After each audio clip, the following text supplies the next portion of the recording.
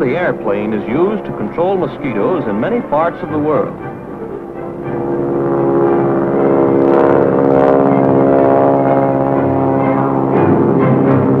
In the Tennessee River Valley, the Tennessee Valley Authority has used airplane larviciding in its malaria control program since 1935. The Muscle Shoals Airport near Wilson Dam, Alabama, is headquarters for TVA's airplane mosquito control operations. Here, all three methods of aircraft distribution of insecticides, dusting, spraying, and thermal aerosoling have been used. Prior to 1946 and the introduction of DDT as a mosquito larvicide, TVA used Paris green dust. Loaded into a hopper built into one cockpit of the plane, the dust was released through a discharge gate into a venturi, which increased the wind velocity generated by the plane in flight and effectively distributed the dust. Today, DDT and plant herbicides such as 2,4-D are dispersed as sprays in selected operational and research phases of the program. Essentially, this airplane spray equipment consists of a tank, a pump, and discharge nozzles. Several spray nozzles are often used to form a spray boom.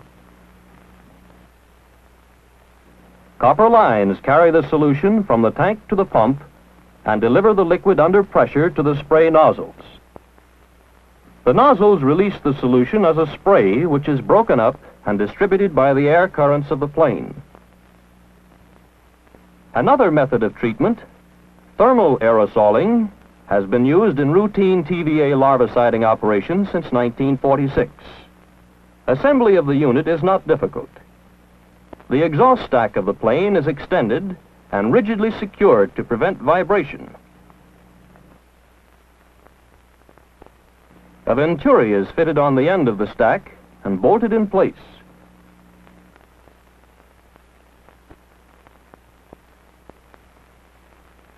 A nozzle inserted in the top of the venturi throat breaks the liquid into a spray as it enters the exhaust stream. A second spray nozzle is seated in the bottom of the venturi throat. Copper tubing carries the solution to the spray nozzles. In this venturi, hot exhaust gases moving at high velocity break up the insecticidal spray into small particles of aerosol dimensions. Basically, the aerosoling equipment consists of an exhaust stack extension ending in a venturi, a tank to hold the insecticidal solution, and a pump to force the solution through copper lines to spray nozzles in the throat of the venturi. The two flat spray nozzles discharge the insecticide into the venturi throat as a fine spray, where the pressure and heat of exhaust gases break the spray droplets into smaller particles and create a smoke by vaporizing part of the solvent.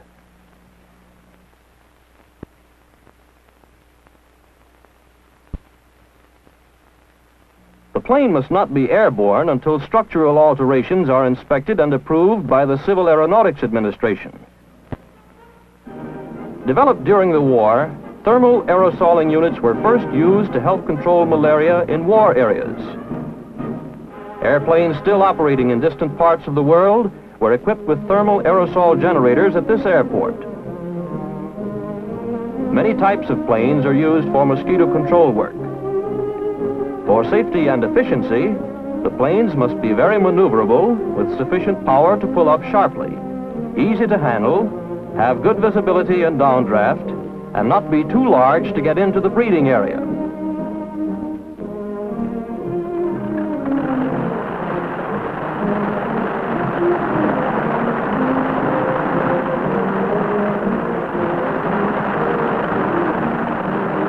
All CAA requirements met, the inspector issues a certificate of airworthiness.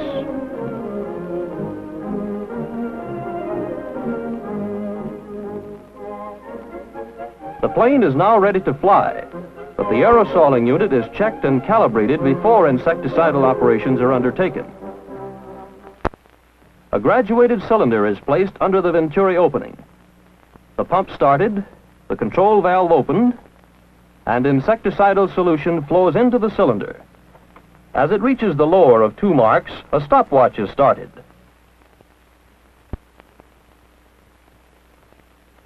And stopped as the upper mark is reached. From such measurements, pressure and valve openings required to release the desired amount of solution are determined. The size of the DDT particles and the width of the swath released by the plane are important also in developing operational procedures. Uniformly spaced checkpoints are set up and a clean glass slide is placed at each location. A balloon marks the altitude the plane is to fly. The test is made with the plane flying across the center of the line of checkpoints at a predetermined speed. The air current set up by the propeller and the downdraft from the plane force the aerosol downward in a whirling motion. A slide waved in the dense cloud released by the plane collects droplets of insecticide and provides a check on the size of insecticidal particles discharged. The slides are collected in a slide box marked to indicate their position in relation to the swath. Examination of the slides gives an accurate measurement of the effective width of the swath. Normally, these preparations for aerosoling are completed before the mosquito breeding season begins, so that the pilot is ready to start operations as soon as field surveys reveal excessive mosquito production. Instructed to treat several large, scattered breeding areas, the pilots first make ground inspection trips to familiarize themselves with the general terrain and any obstacles to low flying.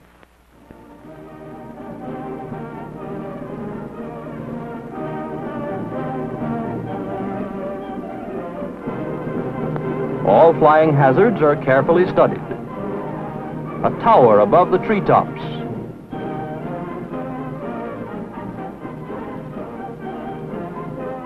Power lines, a constant threat to low flying. All these are marked on his map.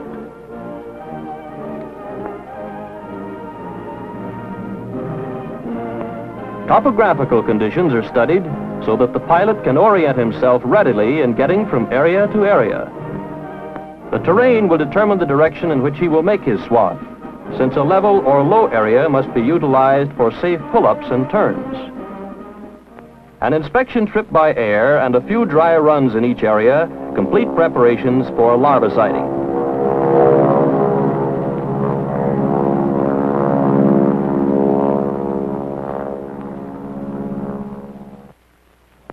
The plane ready, the pilot briefed, the actual operation starts as soon as weather conditions permit. Aerosoling is undertaken in the early morning or evening hours when wind and thermal conditions are usually most favorable.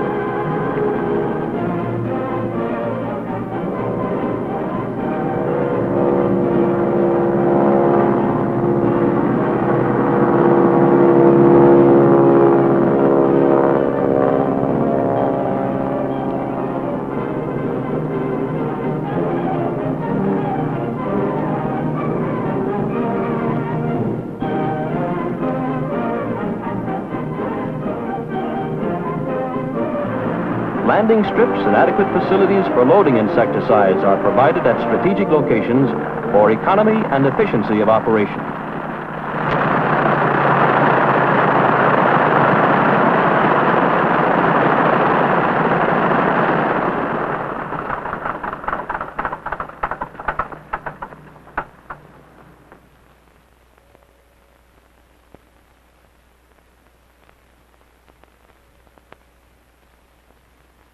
Loading by this method is efficient. Loading completed in the plane is ready to treat another area.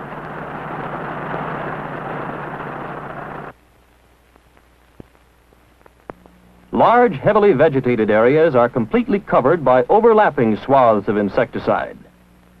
These provide the pilot with visible markers and enable him to judge lines of flight for good coverage with a minimum of overdosage.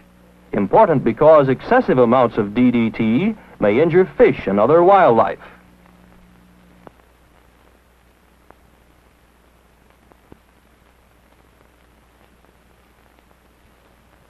One large area completed, the plane moves on. This ditch could be treated with ground equipment, but with the airplane already working in the area, the job is completed at greatly reduced cost.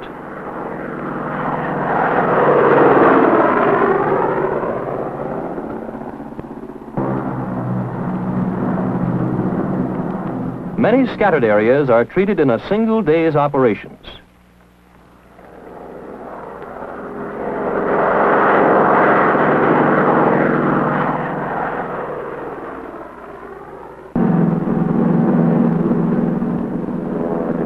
The application of DDT by airplane has reduced TVA's unit cost for larva-siding operations by more than 50%, with a material increase in effectiveness. Effectiveness routinely measured by larva counts in treated areas,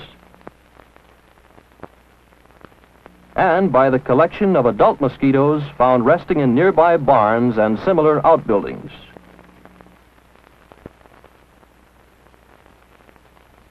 Used for large-scale mosquito control operations in this country by the Army, the Navy, the Public Health Service, the TVA, and others, aircraft dispersal of insecticides is proving equally successful in many other countries.